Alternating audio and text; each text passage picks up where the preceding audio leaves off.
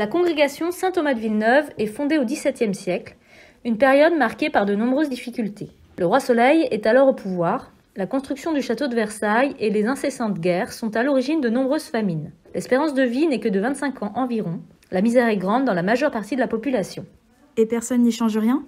Si, le père Ange Le Proust, un religieux de l'ordre de Saint-Augustin, prieur du couvent des Augustins de Lamballe en Bretagne.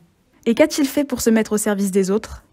Voyant la misère de l'Hôtel-Dieu de Lamballe, il propose à des jeunes femmes pieuses de se consacrer au service des plus pauvres, ce qui donne lieu à la fondation de la congrégation des Sœurs hospitalières de Saint-Thomas de Villeneuve. Il relèvera les Hôtels-Dieu de l'époque afin de les mettre dans un état décent.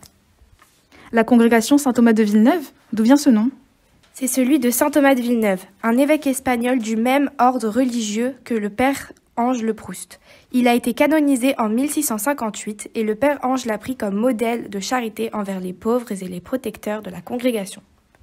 Et comment évolue la congrégation ? À la demande de Louis XIV est fondé le très noble pensionnat de la Reine à Saint-Germain-en-Laye afin de recueillir les jeunes filles irlandaises et écossaises exilées avec Jacques II Stuart. Une école est également ouverte pour les orphelines de la ville. Alors c'est tout ? On ne compte que 2 établissements à l'époque ? Non, ce sont une trentaine d'établissements qui sont ouverts au XVIIe siècle, principalement dans l'ouest de la France et en région parisienne.